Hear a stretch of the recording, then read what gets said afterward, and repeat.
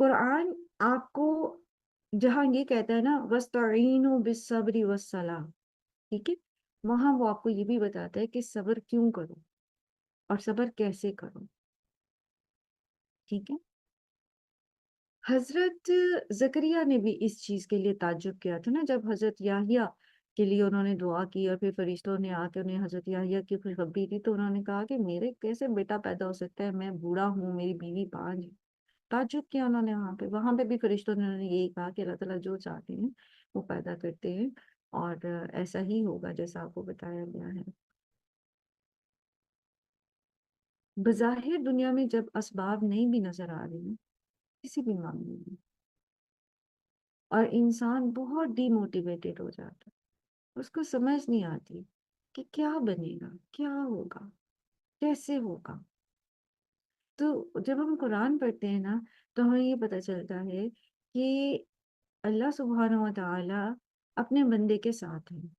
اور اللہ سبحانہ و تعالیٰ اپنے بندے کی وسعت سے زیادہ اس پر بوجھ نہیں ڈالتے، ٹھیک ہے، لا یکلف اللہ نفسا الا وسعها۔ اور پھر یہ کہ ہر نفس جو ہے اس کا جو امتحان ہے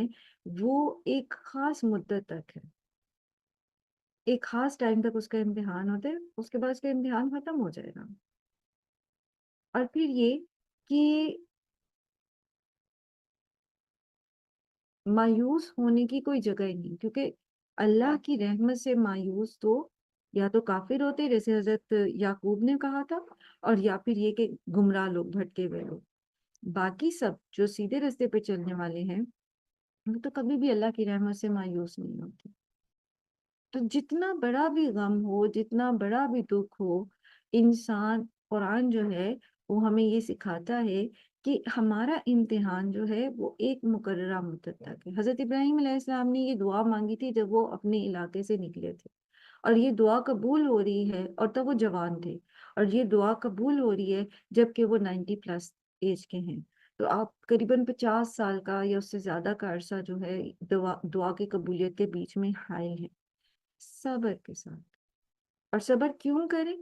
کیونکہ اللہ تعالیٰ کی رحمت آنے والی ہے۔ ہاں، ایک مقررہ وقت تک ہمیں امتحان گاہ میں بیٹھنا ہے، تو سکون سے بیٹھنا ہے، صبر سے بیٹھنا ہے۔ بے صبری کریں گے تو بھی فائدہ کوئی نہیں ہونا، نہ شکری کریں گے تو بھی فائدہ کوئی نہیں ہوگا۔ بے صبری اور ناشکری کرتے ہوئے اپنے آپ کو کوئی نقصان پہنچائیں گے، کوئی خودکشی کی اٹیمپٹ کرے گا، یا کوئی کسی کو قتل کرے گا، یا کوئی کسی سے حسد کرے گا، یا کوئی جو ہے کسی پہ جادو ٹونا کرائے گا، یا کچھ اور بھی کرے گا، تب بھی فائدہ کوئی نہیں ہے، الٹا نقصان ہے انسان کا، یعنی وہ اپنے امتحان میں فیل ہو گیا، ٹھیک ہے۔ تو اب یہاں دیکھیں کہ ابراہیم علیہ السلام نے کتنا لمبا طویل عرصہ گزارا دعا کے بعد، اور پھر یہ کہ بظاہر اسباب نہیں ہیں، لیکن یہ کہ ان کو اللہ تعالیٰ خوشخبری دے رہے ہیں بیٹے کی۔ پھر یہ کہ انہوں نے یہ سارا عرصہ جو ہے کوئی ناشکری نہیں کی، کوئی بے صبری نہیں کی۔ پیچھے ہم پڑھ کے آئے ہیں کہ سورہ رعد میں کہ حضرت ابراہیم کیا کہتے ہیں کہ اللہ کا بڑا کرم ہے میرے اوپر، اور کہ اس نے مجھے بڑھاپے میں اولاد دی۔ یعنی کوئی ناشکری، کوئی بے صبری نہیں، اب کیا فائدہ، اور یہ کیا اور وہ کیا، اور گزر گئی ساری زندگی تو اب ملا بھی تو کیا ملا، اور ایسی بہت ساری بات، ٹھیک ہے۔ اور پھر یہ کہ ایک مقررہ مدت تک تو بیٹھنا ہی ہے امتحان گاہ میں، اور اس کے بعد پھر آسانی ہو جائے گی۔ اور یہ جو دنیا ہے یہ امتحان گاہ ہے، اس میں امتحان کی نوعیت مختلف ہو سکتی ہے، اور اس میں امتحان کی مدت مختلف ہو سکتی ہے، ٹھیک ہے۔ بعض اوقات نجات جو ہے وہ موت کی شکل میں آ جاتی ہے،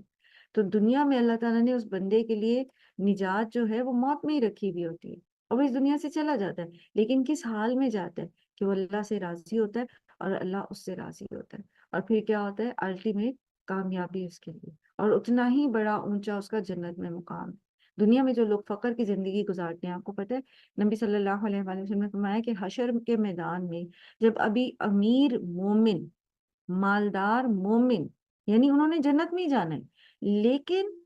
وہ حساب کتاب دینے کے لیے نعمتوں کا حشر کے میدان کی گرمی اور اس میں سارے میں کھڑے ہوں گے، انتظار کر رہے ہوں گے۔ اور جو فقیر مسلمان ہوں گے وہ 500 سال پہلے ہی جنت میں داخل کر دیے جائیں گے،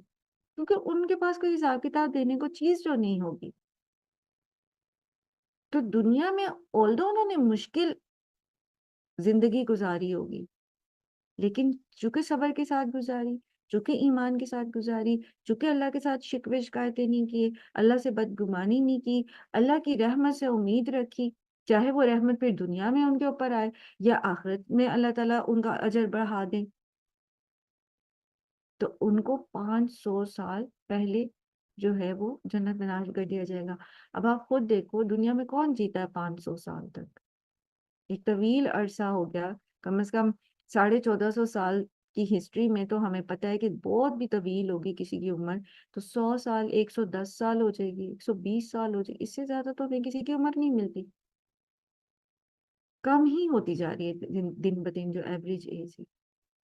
تو انسان کے لیے